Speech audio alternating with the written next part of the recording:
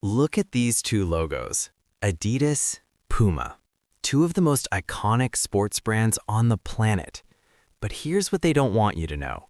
They're both based in the same tiny German town, the same street, separated only by a river. Why? Because these companies were founded by two brothers who hated each other so much, their feud literally split an entire town in half for generations.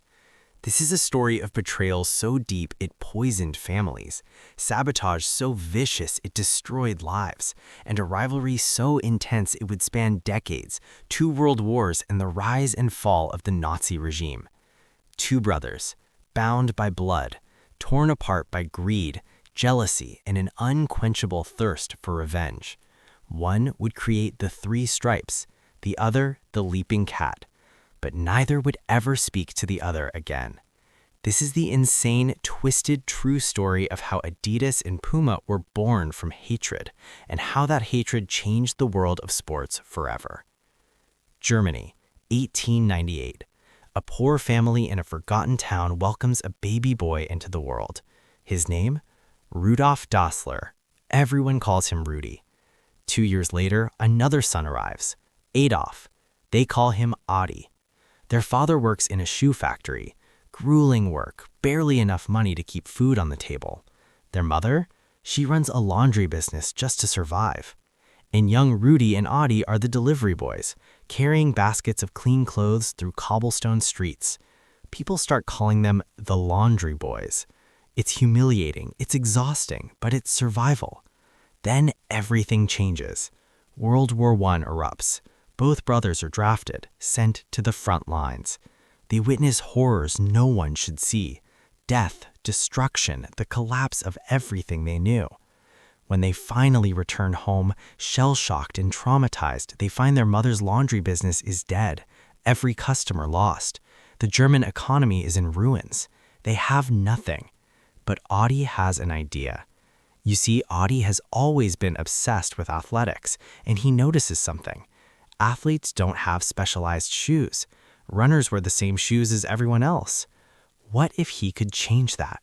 What if he could create spiked running shoes that gave athletes an unfair advantage? His family thinks he's crazy. They have no money, no materials, the town's electricity has been knocked out.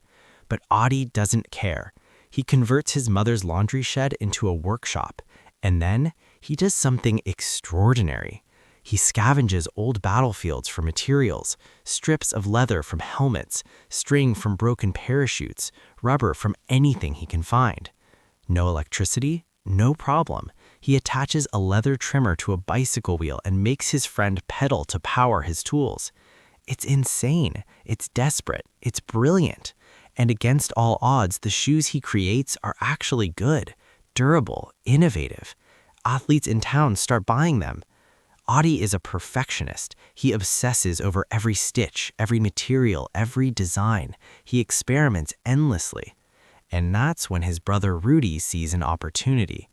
Rudy is different from Adi. He's charismatic, outgoing, a natural salesman.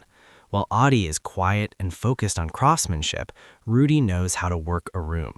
So in 1924, they make it official. The Dassler Brothers Sports Shoe Factory is born. Adi handles manufacturing, Rudy handles sales. Together, they're unstoppable. Rudy pitches their shoes to every sports club in Germany. Sales explode. They move out of the cramped laundry shed into a real factory with employees and proper equipment. They expand into football boots just as football is exploding in popularity across Germany. The Dassler brothers are on top of the world. But darkness is coming. Adolf Hitler rises to power. And everything changes. The Nazis begin promoting physical fitness in sports as a way to build national pride, to create strong, obedient soldiers, to prepare Germany for war. Suddenly, there's unprecedented demand for sports shoes, and the Dassler brothers, they're perfectly positioned to profit from this. But here's where the story gets dark. Both Adi and Rudy officially join the Nazi Party. Now, some historians argue they had no choice. You couldn't run a business in Nazi Germany without joining. But there's evidence suggesting both brothers were genuine supporters. Rudi is vocal about his pro-Nazi political views, loud, proud, unapologetic. Adi is quieter, but he's heavily involved in the Hitler Youth Organization. Their business thrives under the Nazi regime. Orders flood in, money pours in. But their biggest opportunity comes in 1936. Germany is hosting the Olympic Games, the first Olympics to ever be televised. The Dassler brothers realize this is a golden marketing opportunity. If Olympic athletes wear their shoes on television, it's the perfect advertisement. And there's one athlete they want above all others: Jesse Owens. Jesse Owens is an African-American runner, one of the most popular athletes in the world. Fast, talented, beloved. But sponsoring Jesse Owens is incredibly dangerous. Why? Because Hitler sees the Olympics as a way to prove the superiority of the Aryan race to the world. He wants German athletes to dominate. He wants to showcase white supremacy. A black athlete winning gold medals would destroy that narrative completely. Supporting Jesse Owens could destroy the Dassler brothers' relationship with the Nazi regime. It could destroy their business.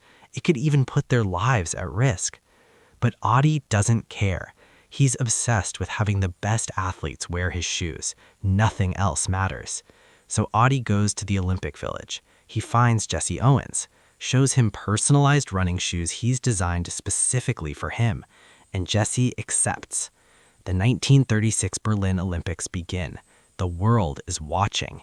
And Jesse Owens, he destroys the competition. 4 gold medals, 4 world-class performances, all while wearing Dassler shoes.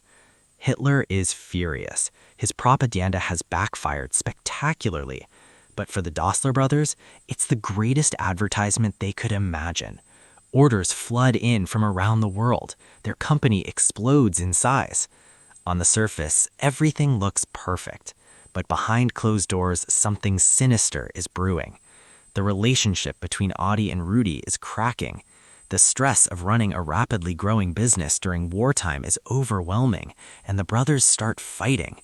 Rudi believes the company would be nothing without his sales skills, without him schmoozing clients and closing deals. Adi believes the company would be nothing without his products, without his obsessive attention to detail and innovation. Each thinks he's more important than the other. The resentment grows. The arguments become more frequent, more vicious. And then, one night, everything explodes. Allied bombs are falling on Germany. The air raid sirens are wailing. Adi and his wife rush down to the basement for shelter.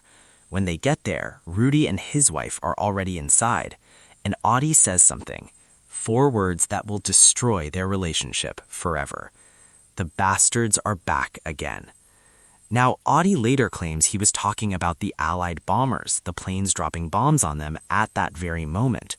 But Rudi is convinced, absolutely convinced, that Adi was talking about him and his wife, that Adi was calling them the bastards. When they emerge from that basement, Adi and Rudi can barely look at each other. The damage is done. The relationship is shattered. Shortly after, Rudi is called up to serve in the army on the front lines. Adi is allowed to stay behind to operate the factory, which is now producing tank parts for the Nazi military machine. And while Rudi is dodging bullets in the trenches, his paranoia reaches a peak fever. He becomes convinced that Adi is using his absence to steal the company, to cut him out completely. So Rudi writes a letter, a vicious letter stating that Adi doesn't have the character to lead the company, that Rudi's wife should be his representative while he's away. Adi refuses, and that's when Rudi does something unforgivable. He reports Adi to the Nazi authorities. He claims Adi is hoarding leather that should be used for the war effort, that Adi is sabotaging Germany's military production. It's a lie, a calculated betrayal designed to destroy his own brother. Adi is arrested, interrogated, held by the Nazis. The brothers are now at war with each other. When World War II finally ends, the process of denazification begins. The Americans are putting German citizens on trial to determine if they committed war crimes, and Rudi is imprisoned. He spends a year in a prisoner of war camp, bitter and angry that Adi isn't doing anything to help him get released. Then, Rudi learns something that makes his blood boil. The Americans reveal that Rudy's arrest came from a tip-off, an anonymous tip-off. Rudy is convinced it was Adi, that his own brother turned him into the Americans to get rid of him. When Rudy is finally released, it's Adi's turn to face trial. He's suspected of war profiteering, making money from the Nazi regime. And Rudy doesn't miss his chance for revenge. He testifies against Adi, his own brother. Adi denies everything. Eventually, both brothers are cleared of charges, but the damage is irreversible. Rumors swirl about an alleged affair between Rudy and Adi's wife. More accusations, more lies, more betrayals. The truth is buried under layers of hatred and resentment. After months of bitter negotiations, the inevitable happens. In 1948, the Dassler brothers' sports shoe factory is split in two. Adidas creates Adidas, combining his nickname Adi with the first part of his surname, Das. Rudy initially calls his company Ruda, but quickly changes it to Puma. He thinks it sounds more powerful, more aggressive. Two companies, two brothers, one unending war. The split doesn't just divide the company, it divides the entire town. The small German town where the Dassler brothers were born is cut down the middle by a river. Adidas sets up headquarters on one side, Puma on the other. And from that moment on, the town is torn apart. Adidas and Puma become the largest employers in town. Each side develops its own isolated community. Adidas families send their kids to Adidas schools. Puma families send their kids to Puma schools. It's highly frowned upon. No, it's practically forbidden to date someone from the other side of town. Rival gangs form based on the shoes people wear. Wearing Puma shoes on the Adidas side of town is dangerous, and vice versa. The town becomes known as the town of bent necks because people are constantly looking down at each other's shoes to determine if they're friend or foe. Only the mayor refuses to pick a side. At official events, he wears one Adidas shoe and one Puma shoe to remain neutral. It's madness, complete madness. And the brothers fuel this division with their relentless competition. At first, Adidas and Puma shoes look nearly identical, but Adi finds a way to differentiate. He's always used 3 leather stripes on the sides of his running shoes for stability, so in 1949 he paints those stripes white. Instantly recognizable, instantly iconic. The 3 stripes are born. Now, the competition is visible, and both brothers are determined to dominate. A huge opportunity arrives, Germany's first World Cup since the war. Rudy personally knows the national team's coach. He tries to strike a deal to have the German team wear Puma boots, but they can't agree on payment terms. Rudy is stubborn, confident the coach will back down. He's wrong. The coach strikes a deal with Adi instead. The German team will wear Adidas seams at the World Cup. At first, things don't look good for Germany. They're the underdogs, expectations are low. But somehow, miraculously, they make it to the final. Their opponent? Hungary. Undefeated in 4 years, basically unstoppable.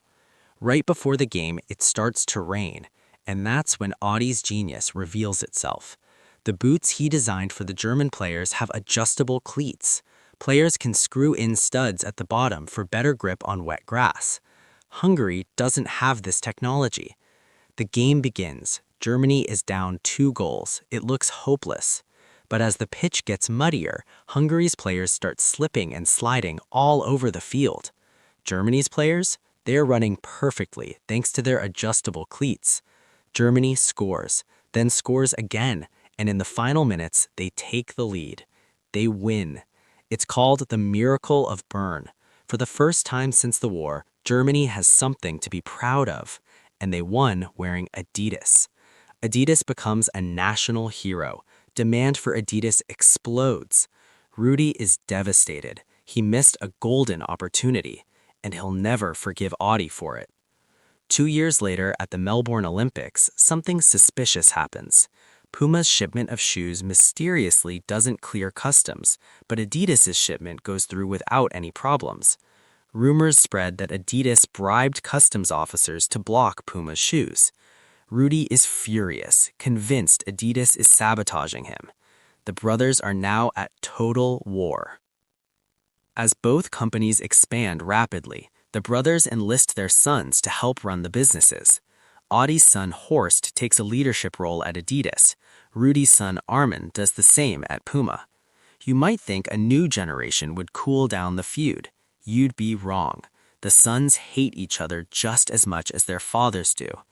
Both companies enter a sponsorship arms race, spending enormous amounts of money wining and dining athletes to wear their shoes. But this gets out of hand quickly.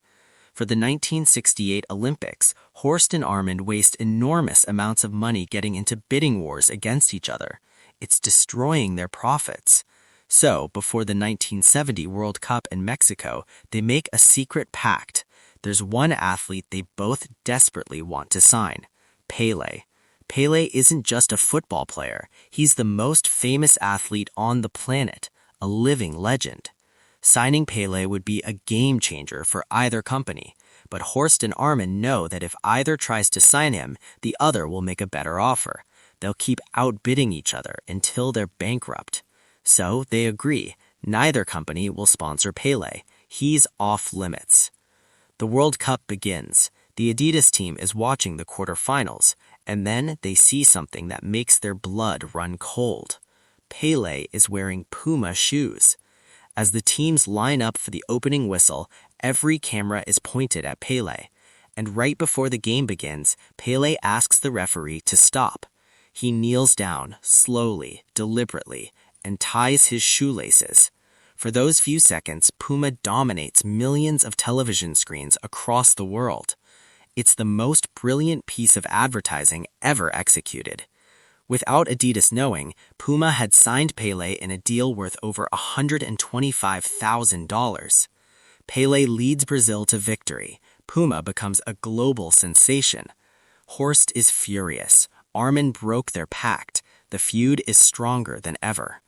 Meanwhile, Adi and Rudi are in their 70s now. They haven't spoken in decades. Even when Rudi is dying of lung cancer, Adi refuses to see him, refuses to go to his funeral. Adi dies a few years later. Both brothers are buried in their hometown's graveyard, but at opposite ends. Even in death, they remain divided.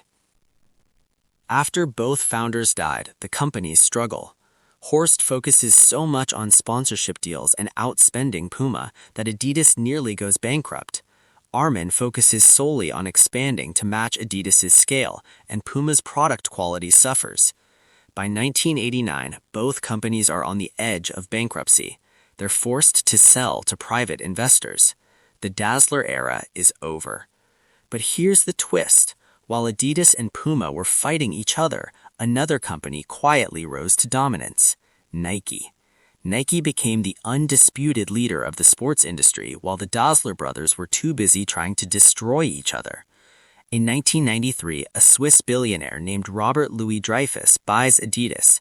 He transforms it by creating innovative products like the Predator boots and partnering with stars like David Beckham and Kobe Bryant. By 2006, Adidas buys Reebok for $3.8 billion.